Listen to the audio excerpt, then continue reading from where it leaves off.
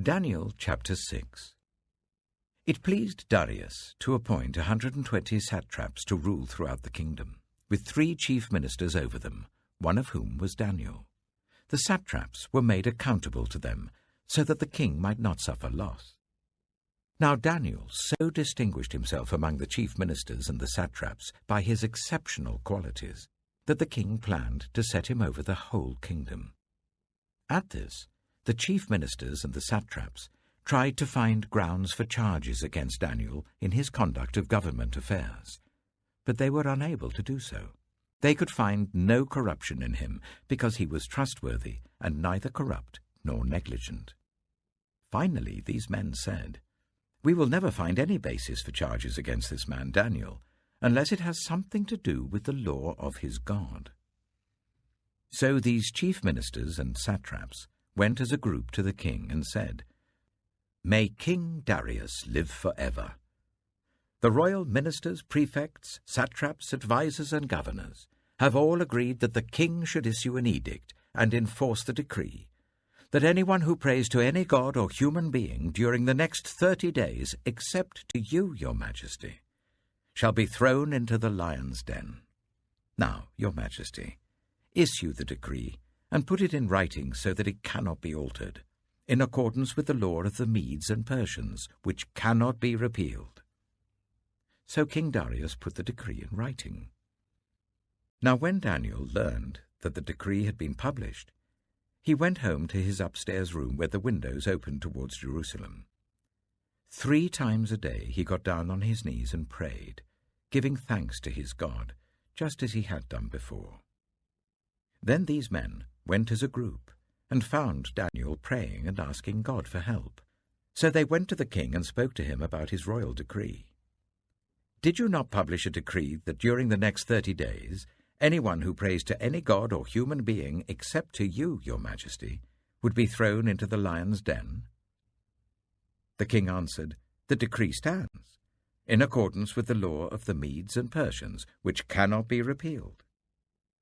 Then they said to the king, "Daniel, who is one of the exiles from Judah, pays no attention to you, your majesty, or to the decree you put in writing. He still prays 3 times a day." When the king heard this, he was greatly distressed. He was determined to rescue Daniel and made every effort until sunset to save him. Then the men went as a group to King Darius and said to him, "Remember, your majesty, that according to the law of the Medes and Persians, no decree or edict that the king issues can be changed." So the king gave the order, and they brought Daniel and threw him into the lion's den. The king said to Daniel, "May your God, whom you serve continually, rescue you." A stone was brought and placed over the mouth of the den, and the king sealed it with his own signet ring and with the rings of his nobles, so that Daniel's situation might not be changed. Then the king returned to his palace and spent the night without eating and without any entertainment being brought to him, and he could not sleep. At the first light of dawn, the king got up and hurried to the lion's den. When he came near the den, he called to Daniel in an anguished voice, "Daniel, servant of the living God, has your God, whom you serve continually, been able to rescue you from the lions?" Daniel answered, "May the king live forever. My God sent his angel, and he shut the mouths of the lions. They have not hurt me, because I was found innocent in his sight. Nor have I ever done any wrong before you, your majesty." The king was overjoyed, and gave orders to lift Daniel out of the den. And when Daniel was lifted from the den, no wound was found on him, because he had trusted in his God.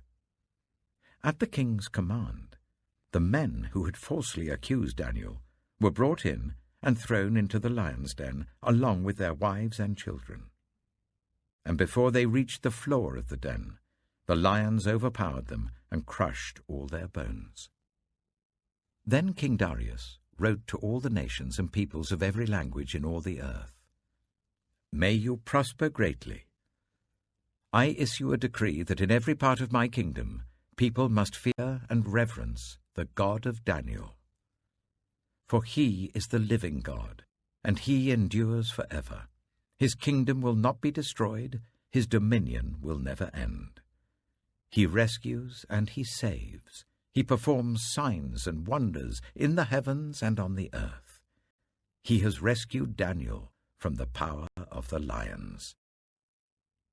So Daniel prospered during the reign of Darius and the reign of Cyrus the Persian. Daniel chapter 7. In the first year of Belshazzar, king of Babylon, Daniel had a dream, and visions passed through his mind as he was lying in bed. He wrote down the substance of his dream.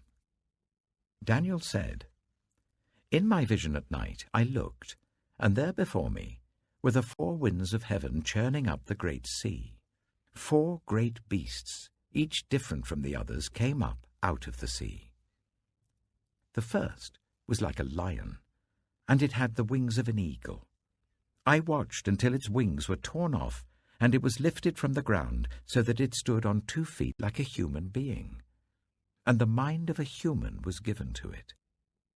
And there before me was a second beast, which looked like a bear. It was raised up on one of its sides, and it had 3 ribs in its mouth between its teeth.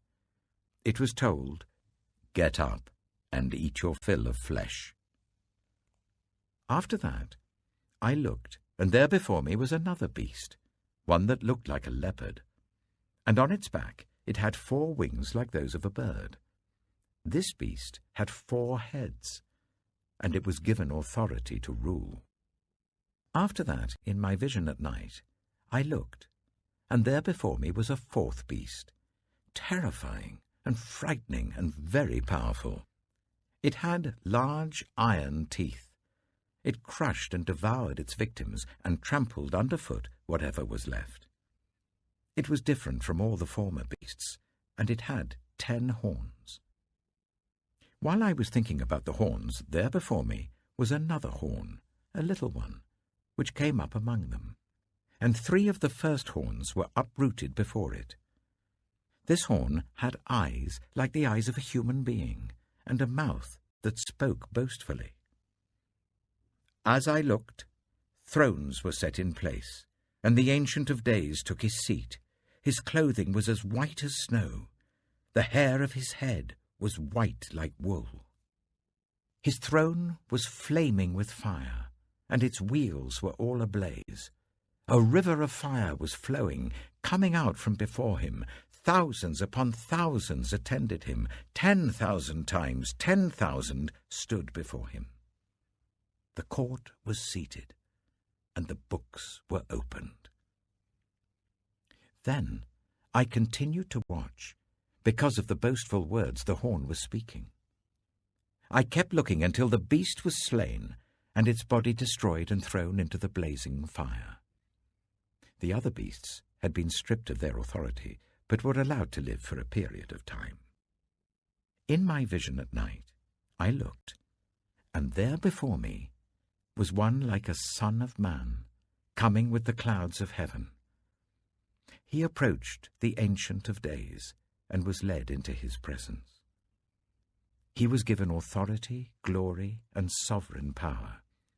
All nations and peoples of every language worshipped him. His dominion is an everlasting dominion that will not pass away, and his kingdom is one that will never be destroyed. I, Daniel, was troubled in spirit, and the visions that passed through my mind disturbed me. I approached one of those standing there and asked him the meaning of all this. So he told me and gave me the interpretation of these things. The 4 great beasts are 4 kings that will rise from the earth, but the holy people of the Most High will receive the kingdom and will possess it forever, yes, forever and ever. Then I wanted to know the meaning of the 4th beast, which was different from all the others and most terrifying, with its iron teeth and bronze claws, the beast that crushed and devoured its victims and trampled underfoot whatever was left. I also wanted to know about the 10 horns on its head, and about the other horn that came up, before which 3 of them fell, the horn that looked more imposing than the others, and that had eyes and a mouth that spoke boastfully. As I watched, this horn was waging war against the holy people and defeating them, until the Ancient of Days came and pronounced judgment in favor of the holy people of the Most High, and the time came when they possessed the kingdom. He gave me this explanation. The fourth beast is a fourth kingdom that will appear on earth. It will be different from all the other kingdoms, and will devour the whole earth, trampling it down and crushing it. The 10 horns are 10 kings, who will come from this kingdom. After them another king will arise, different from the earlier ones. He will subdue 3 kings. He will speak against the Most High and oppress his holy people, and try to change the set times and the laws. The holy people will be delivered into his hands for a time, times and half a time. But the court will sit, and his power will be taken away and completely destroyed forever. Then the sovereignty, power, and greatness of all the kingdoms under heaven will be handed over to the holy people of the Most High. His kingdom will be an everlasting kingdom, and all rulers will worship and obey him. This is the end of the matter. I, Daniel, was deeply troubled by my thoughts, and my face turned pale, but I kept the matter to myself.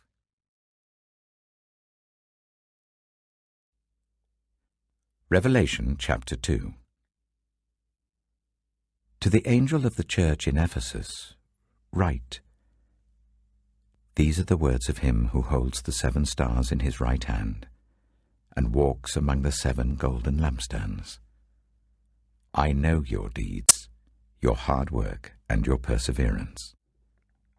I know that you cannot tolerate wicked people, that you have tested those who claim to be apostles but are not, and have found them false.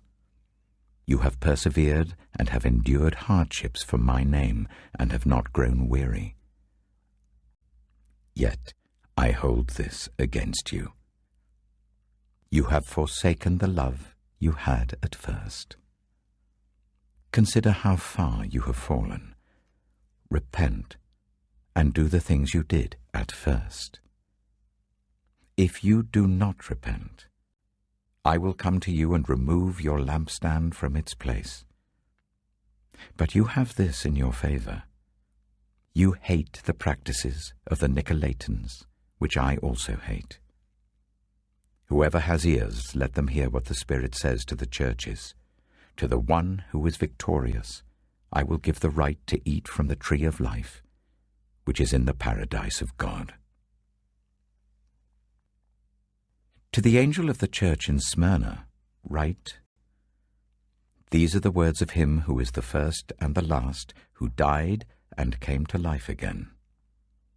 I know your afflictions and your poverty, yet you are rich.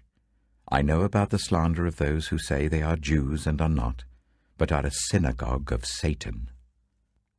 Do not be afraid of what you are about to suffer.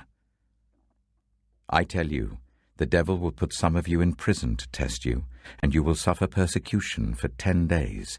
Be faithful, even to the point of death, and I will give you life as your victor's crown. Whoever has ears, let them hear what the Spirit says to the churches.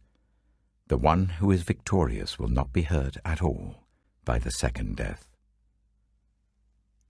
To the angel of the church in Pergamum, write, These are the words of him who has the sharp double-edged sword. I know where you live, where Satan has his throne. Yet you remain true to my name.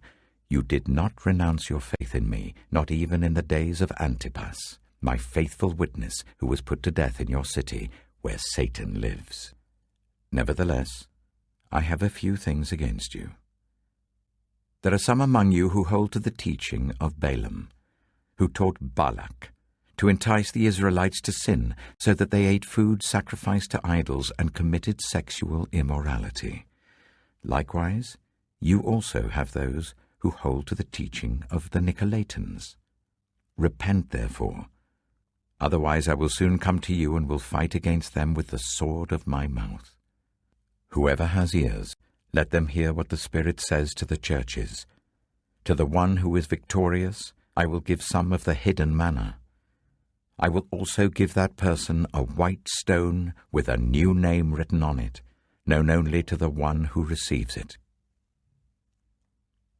To the angel of the church in Thyatira write, These are the words of the Son of God, whose eyes are like blazing fire and whose feet are like burnished bronze. I know your deeds, your love and faith, your service and perseverance, and that you are now doing more than you did at first. Nevertheless, I have this against you. You tolerate that woman Jezebel, who calls herself a prophet.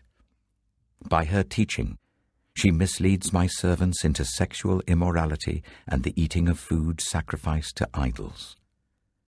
I have given her time to repent of her immorality, but she is unwilling.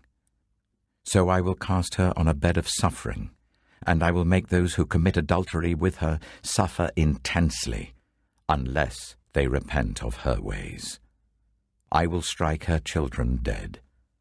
Then all the churches will know that I am He who searches hearts and minds, and I will repay each of you according to your deeds.